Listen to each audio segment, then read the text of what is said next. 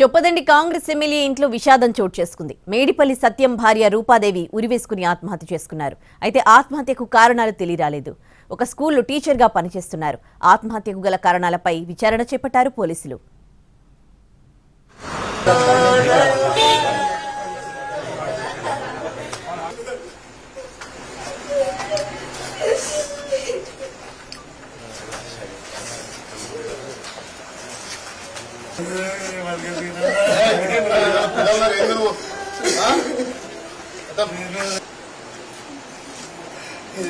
Hey,